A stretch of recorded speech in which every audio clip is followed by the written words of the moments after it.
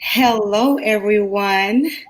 Welcome to Lemonade Talks. I'm your host, Chelsea Cook, and I am the author of Lemonade, Making the Most of What You Have. Listen, we're so excited because tonight in our studio, we have with us the lovely and the talented Miss Jennifer Floyd. Everyone. So before we start to talk to you about Jennifer, we want you to share this broadcast with everyone that you know because it's going to be some really good stuff tonight, okay? And while you're sharing this broadcast, I'm just going to share a couple of things with you about Miss Jennifer. Jennifer Floyd holds a Bachelor of Music and a Bachelor of Arts in Music Performance and Education from Truman State University. In 2003, she graduated with honors from the University of Wisconsin Madison, where she received a master's in music pedagogy, performance, and teacher certification. Jennifer has been an active music educator, and she was an active music educator in Atlanta for 16 years, where she taught high school orchestra. Let's see, in 2006, her orchestra was selected to perform at the GMEA In-Service Conference and the ASTA National Orchestra Festival in 2016. Let's tell you some more about this lady. In addition to being a passionate educator, she frequently performs throughout Georgia, Florida, Alabama, and Los Angeles.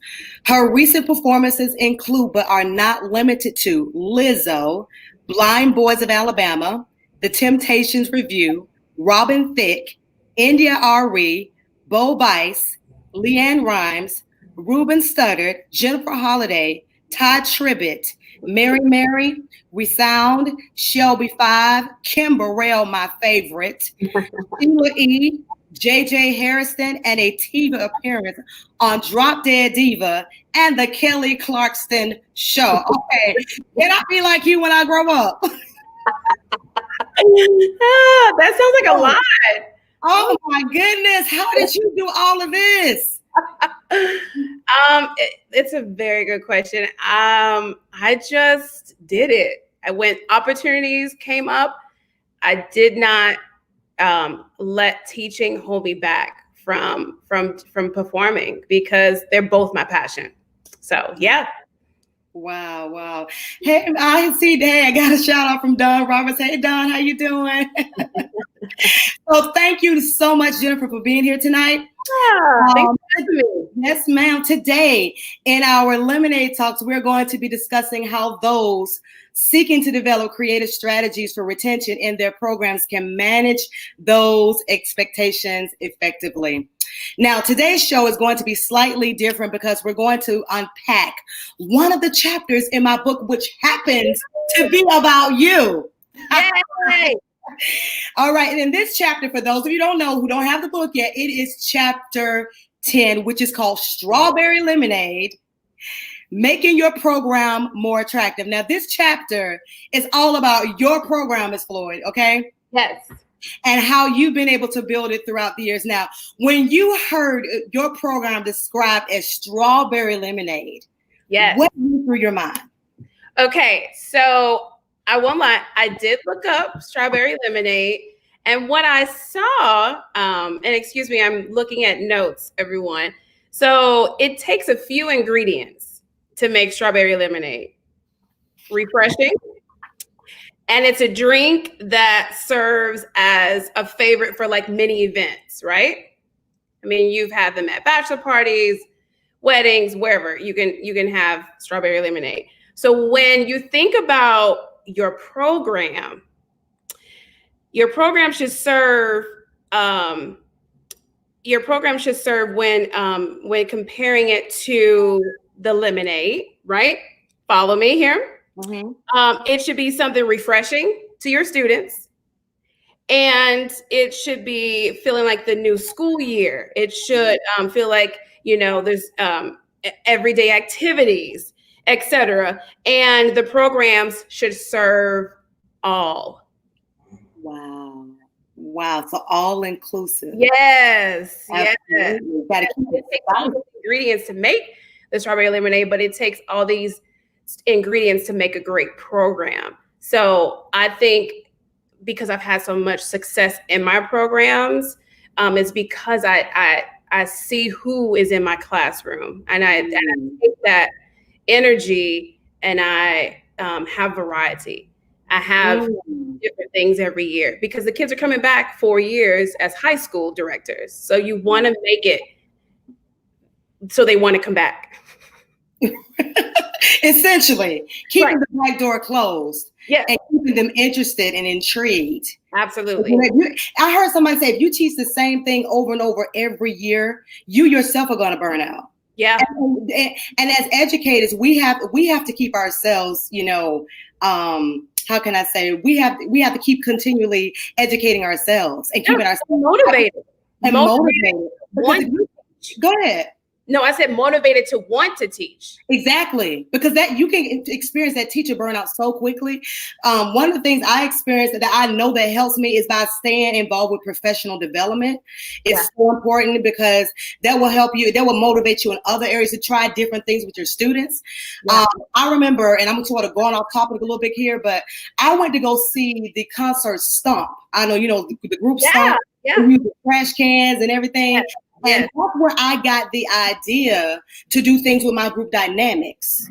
You know how they use everything with the body percussion, and everything with Stomp is so explosive. And it brings you in. It's so entertaining and so engaging. So you're right. I mean, as I think in order for your program to continue to evolve, you have to continue to evolve. Yeah, absolutely.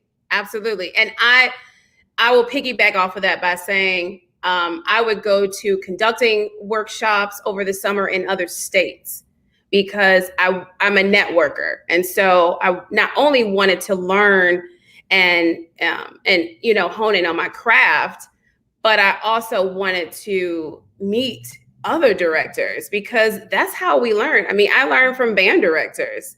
I know they're probably shocked, but you need to have a good band director on your team.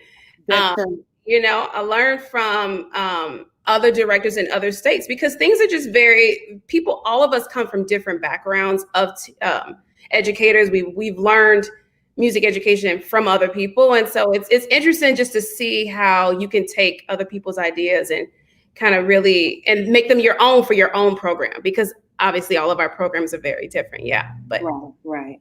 It's interesting you said that. I learned how to teach rhythm from a math teacher, believe it or not. And, it's just we can glean from so many different areas, not just music. Yeah. From other areas and different, professions and things like that. And that makes you a great teacher because you're leaning on other people too. Exactly. Yeah. One-sided. Yes. It's so good. Okay, so let's go on. So one of the segments of this chapter speaks of a common thread that many of us in the field of music education have faced, and that is student retention. Mm-hmm. Now, pre-pandemic, there were a lot of music programs that were very, very successful, and the teachers were just thriving and booming. And there were some that were struggling with keeping the back door closed, keeping their recruits.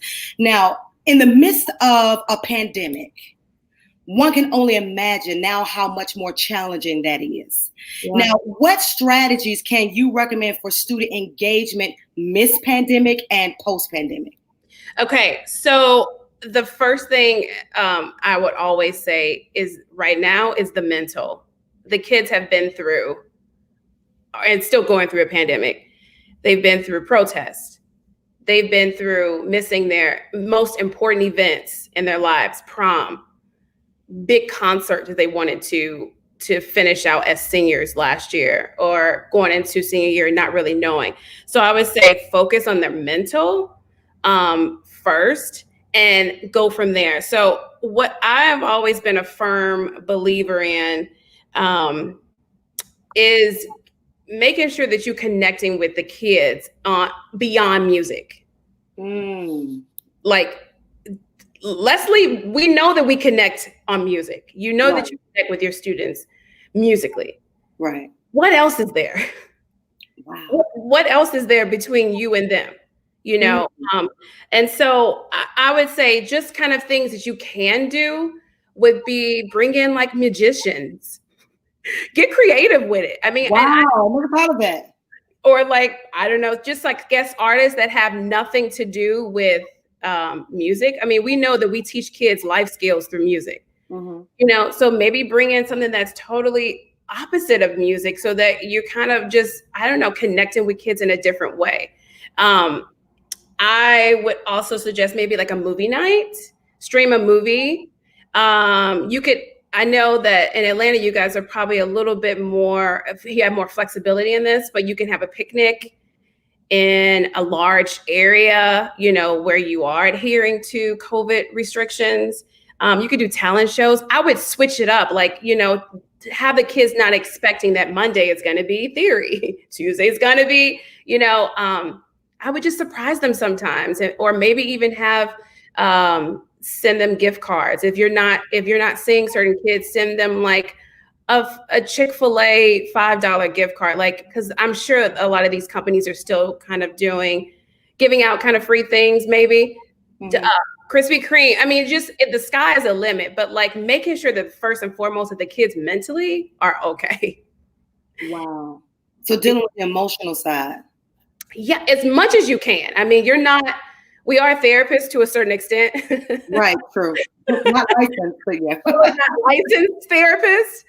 Right. So I would just say, I mean, because what we do is so vulnerable anyway, that there has to be that kind of connection emotionally, you know, and if the kids are not present mentally, that what you're feeding them is not even going to register, and they're not going to retain that information anyway. So, you know, I definitely would focus on mental and then kind of add those extra layers of what they know they're there for, and that's to learn about music. Wow. You know, it's so many things that you just said that took me back to a place, and I got a couple of funny stories. Okay, so look, this is one of the days we were just, it was one of those rehearsals that was just tough. I mean, it was just hard. And see, I worked with smaller kids, like third grade, fourth grade, fifth grade. So you have to deal with, you know, they're still babies, you know. And so I remember their emotions. Right. So you know, they're processing all this stuff. And I remember one time we just stopped rehearsal. Yeah. Stop rehearsal. And I found something positive to say to each child. I just took that moment to sort of impart in each of them. That's so important. It's so important. And when we, you know, after we got through that, we got back to rehearsal and everything went fine. Yeah. Because you never know what they're going through. That's true. Even in your rehearsal, their mind can be somewhere else, because it's happened to me. I'm sure it's happened to you when you were growing up. You know, you might not have been present in college. Like, there's so many things going on and you're like, I'm here, but I'm not here. No, exactly. Yeah. Like, I'm just going through the motions right now. You might be now when you're like, I'm here, but I'm not here. I'm not here. I'm really not here.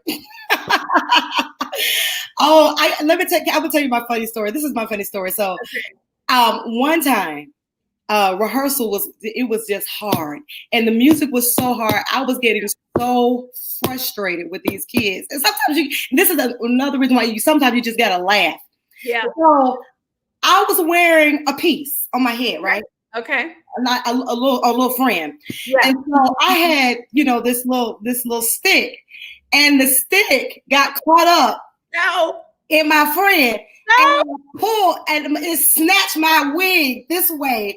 And I had to, you know, and the kids looked at me. I looked at them. I said, you know what? I don't care. I took that wig and I snatched it off and threw it across the room. Girl. And I would have handled it that way. You the high school? Oh, they will be recorded. I mean, I would have had to run out. You can do that with little kids. High schoolers?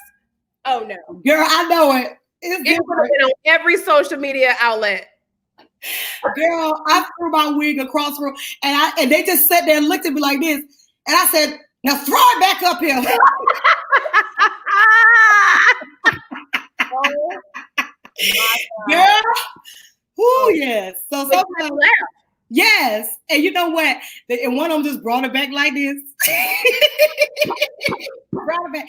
I put it back on my head. I stood there looking at me and I busted out laughing. They all just oh my God. But you know what? That was vulnerability for you, because you could have totally turned that into what I probably would have ran and been embarrassed. But you were like, this is me. I got a wig. Move on. Measure 5. Let's go. Yeah, right. I wear wigs so what? Oh my God. That is so funny. Girl, so That is girl. so Yeah, funny. that was my story.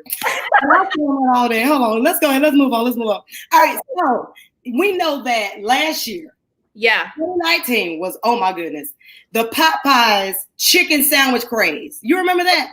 So How good. it just took the whole world by storm. Yeah. And so all of a sudden now, Popeyes is now Chick-fil-A's top competitor. Yeah. So crazy. Everybody's saying is Popeyes is better than Chick-fil-A, you know? Yeah.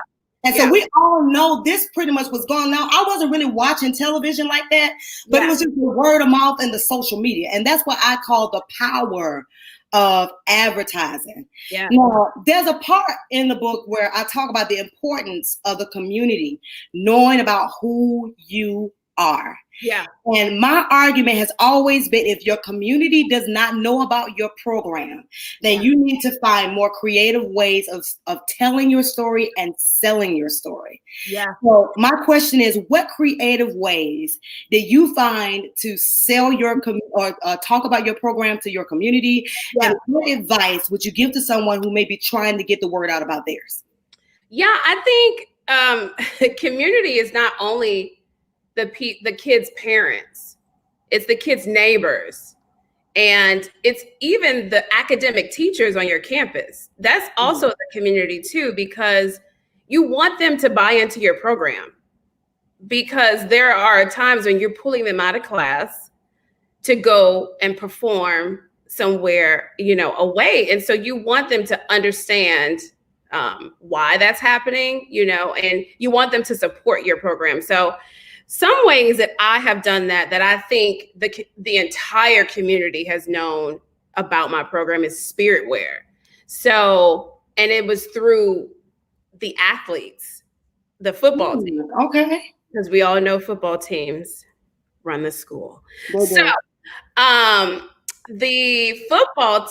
football players, one of the parents had wanted to get a shirt of all the varsity players and put them on their the back of the shirt and have orchestra on the front. And for football players to be walking around, high school football players to walk around with orchestra on the front of their shirt, it's not normal. It's not, it's very atypical. So that was like the best, because then, girls that weren't even in my program saw these football players were wearing, they were like, random girls wanted to just come in and support the orchestra, on campus. And then you saw those parents, their neighbors wanted one because it had the kid's name on it, and their numbers. And it's just kind of memorabilia that you can always have for a lifetime. Some other ways I've done like a 5K for the neighborhood, which is it's like things outside of music. Mm-hmm. I think sometimes we just get so stuck in like, I want the community to only know about my program on this end, but like they need to know you in a personal level too, because if they're going to, just like the kids, if they're going to connect to you and support you financially that way, or by attending your concerts, they want to be able to like you as well, So that, and I think, let's see, what else have I done? I think those are the biggest things. And knowing your community is so important, because knowing what they value. Like that, you better talk. Talk about that. Say that again. Seriously. Knowing what they value. You got to know your community. Yeah. Yeah. And if that's getting out and playing at Chick-fil-A, or getting out and doing a car wash. Oh, we did car washes. That was our big thing too. I can't believe I forgot that. Like that brings so much community, because you're doing it in the area that you're working, and it has the signs that say your orchestra, the name of your organization. Mm-hmm. And they're like, oh, you guys are with McEachern. And I went to McEachern. And that just starts a whole conversation with random people that, you would have never met had you not gone out. And I'm out there washing cars. I was out there washing cars and, having fun with the kids. And like, they saw that their teacher actually liked hanging with her kids. So they were like, oh, this teacher is fun. She actually probably has a really great program because she obviously has a really great relationship with her students. So yeah, knowing what my community valued the quickness of the dollar. They didn't like to go door to door. They didn't like to, they liked, I have the product in hand and I'm selling it. And I'm bringing the money back. So that knowing your community it's vital. It's vital. And knowing what you're able to do in that community. Absolutely. What works and what doesn't work. And you're gonna fail. I have failed so many times. I'm like, talk about it. Tell us. Not a good fundraiser. I think because I went from a predominantly, I'll say I went from a well-to-do community to more of a blue collar, everyone is working in the home. Where, county moms were, helicopter moms kind of, and just kind of, they were stay-at-home moms. Let's just say that. Always present.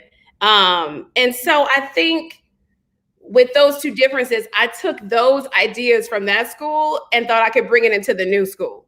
Oh, didn't work, huh? Nope. You cannot bring candles that cost like $25 a piece and think that these kids are going to find people in the community that will sell those, who will buy those and value, what that's going towards in your program. Now, something you can eat, yeah, that worked well in that certain community. Or coming to an event where you could die. I had to learn food was the answer. So I had to get creative. Do I want to have spaghetti dinners, or do I want to have meals here? Or the parents would just love to cook. I mean, so it was a cooking community. Oh, I see. Where the previous one was not as much. And they were all about like, I'll buy this, done. I'll write a check, done. Wow. Very different. It's very different. So I absolutely know your community, and it's okay to fail because that's the only way you're going to learn how to, do better with the next time you want to, sell something. But yeah. Awesome information. Awesome. I said awesome. Awesome. I combine two words. All right. One of the biggest issues I face, and we just talked about that a little bit, is funding. Yeah. Funding for your program. Please talk to us about so you told us about some avenues, like with the car washing and things like that. What about like corporations and things like that? Yeah, I think that was not an avenue that I ever really ventured out into because I felt like, one, it wasn't my forte. Like I tried and I would write letters, but I wasn't I wasn't a grant writer. That wasn't really my thing. I was all about like, what does the community like? And now I'm going to try to profit off of that to help my program. I think, yeah, it's always tough trying to market and make profits for your program. In addition to, I think one thing I was really, really great at was doing, having the kids have to pay kind of like a fee at the beginning of the year. Oh. And I know that Steven talked about that. He was really successful with that, which was also the other person who, did the presentation with me, Get Them and Keep Them Lit. And so, and I think that's part of that is in your book too. And he would have the kids have to, I think his fee, let's just say it was like $10 or whatever. And the kids would get a Krispy Kreme party at the end, whoever turned in their fees. So the kids would talk about it so much that the parents would be calling in like, yeah, my daughter is bugging me about this fee for your class to get donuts. What is that about? And so then you have this engagement of like parents not just signing stuff and not really knowing or just saying no to it. And now you have more, kind of conversations with parents that you might not have had. But yeah, funding, it's a tough thing. But it just goes back to knowing your community and figuring out the best investment and the quickest way, because you have so many other things on your plate that you're dealing with. This question is like, we could talk about this for hours because it's so much in it. And if you're in a rural community, an urban community, a suburban community, it all looks different because of, I remember we did a cow patty bingo. I don't know if you've heard about that before. This is the first time. I did a cow patty bingo when I worked at the more affluent school. And so you wait basically for a cow to poop in a specific area. What? Hold on. Let me get this straight. You playing bingo with cow dung? You wait for a cow to boo-boo? Yes. And so wherever it lands, you what in the world? What in the LC? Right. So wherever it lands, and that person who bought that particular area of the land that you have gridded out, they win like whatever the kids have raised. So it could be 5,000. It is a really marketable fundraiser. Hold on. Yo, this is throwing me for an absolute loop. Oh my gosh. There are so many people doing it in Gwinnett County. Hold on. Teachers. Yeah, I'm still trying to understand. Hold on, how you mean to tell me? Okay, y'all excuse me, listeners. I'm about to do that. You're looking for a cow to doo-doo. Yeah. A cow to doo-doo. And wherever the cow doo-doo's at. Yeah. That's where you get the money? I mean, how explain that to me. Yeah, that's it. What? And so at the same time, you can have like a carnival kind of event for the kids there while you're waiting for this cow to do its thing. Absolutely. I'll connect you with the teachers who do it really well. That would not fly in my community. I'm just That's what I'm saying. It's like I can hear my parents already. Why go somewhere? You never know, though. You never know. Girl, I would be the one to cheat. I would go get me some cow manure and just pour and say, hey, our cow did this. You never know. Parents might be, if you have entertainment there for them, that you're not just all standing around looking at a cow, it works. You can have a pet farm for the little kids. It's a family event. Wow. Okay. This is taking the ice and the cake and everything to fall. You're welcome. Y'all hear this out there in cyber world? You can do a cow boo-boo. A cow boo-booing contest or whatever. You sure can. Do it. You can do it go get some dogs. Do the same thing. Horses, Lord. They probably would just go too much and too right away. So the thing is, you want it to feel like it's you want to wait around for it. You don't want it to happen like that. Jennifer, I'm sorry, girl. I have heard it all. This broadcast is over. I tell y'all, I was not expecting. I can't believe you never heard of cow patty bingo. Say it one more time. Cow patty bingo. So okay, let me ask you this question. Yeah, go for it. Okay, so is it like how bingo goes? You go diagonally, you go horizontally. Yeah. So you have like a math teacher or someone that's really smart and numbers. They do a grid, but first of all, you have people buy spots. So that's how you make the money. You're having them buy these areas, right? However many spots they want to purchase, right?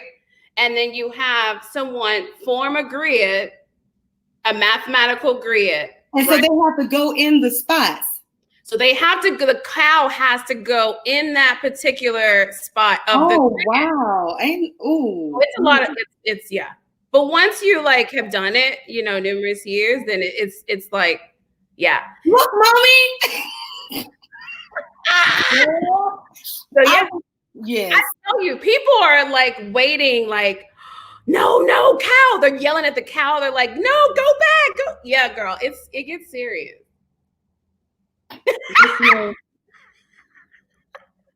You know what? I'm ready to turn off my lights just to shut this whole thing down. I have heard it all. No. Oh, I'm Lord have mercy. Okay, interesting. So thank you for sharing that. Something new every day. That's good to know, though. That's good information, though. I've never heard of that before in my life. Yeah. First time ever, but this is good information. Okay, so we're gonna have to start wrapping it up a little bit, but we talked about building relationships with the students. Yeah. I think we really touched on that nicely. Yeah. You are now an entrepreneur. You got out of the classroom. Yeah. And, let's talk to me about that. How did you get out of the classroom, and how would you encourage others who are seeking to do the same thing? Okay, so what I always, and I don't know if this goes back to pre-teaching, I was always someone that was working and doing multiple things in different types of departments. So like I was a hotel manager while I was in college, or I did a front desk hotel. I wasn't running the hotel. I was the front desk manager, or I worked, in restaurants, or I ran the student union building in my. So I think I've always been someone who liked to dib and dab in different things. So when I became a teacher, I was just like, well, I just can't just do this. Like, I got to do everything. I have to perform. I have to travel. Like I just always wanted multiple things, and I wanted my resume to always be full of musical stuff, but musical things that were different, so I had layers to me, so that if I ever wanted to pursue something else, then no one could tell me no, because I had experience in it. And so I always say, do not waste your time. Do not waste any of your time that you have in teaching, and not waste teacher time. I'm just saying, do not look at teaching as just you're this one-dimensional person and this is all you have to offer. There's so many things. So I just have been really fortunate to have been connected to travel companies. World Strides, amazing company. I worked with them for 10 years. And I still work with them, just in a different capacity now. And then I don't know, things just going to different functions in different states connected me to all different people. So my name was always in the room for different things, because people had just met me, we connected, and I networked. I mean, that's just, it's so important, because you never know. I thought I was going to be a 30-year teacher. Wow. And I ended up being 16 years. And it shocked me. But I think what really showed me, or what really pushed me out, was my theater teacher passed away. Like, he was present. He was at school on a Tuesday and died the next morning. And seeing that, how the transition from someone that's passed away to now there's a new teacher, like the next day, I was like, wow. And it wasn't the next day, but you know what I mean? It's like, yeah, I get it. Wow. Yeah. I am killing myself at this job. And you're replaceable. And I am replaceable. Like, what else can I contribute to this world? Wow. And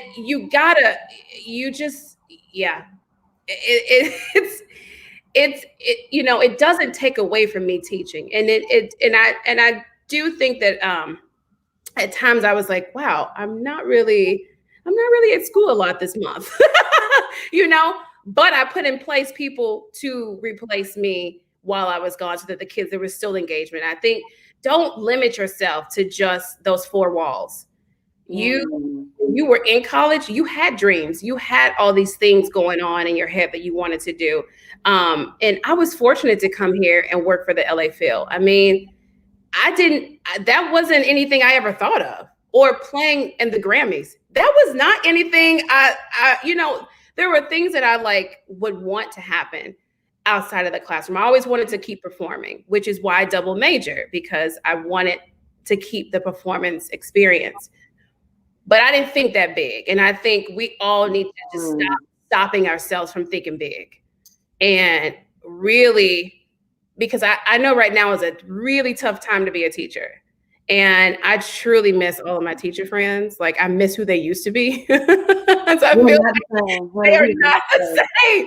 They're not the same. And I think this time, if it allows everybody to reflect on the trajectory of their life, like where they want to go and what's most important, because I could have stayed and I was always like, oh, but I love this class.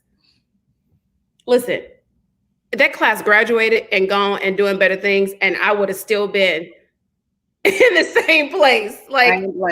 You cannot, they still love you. You're going to cry. There's going to be tears, Yeah.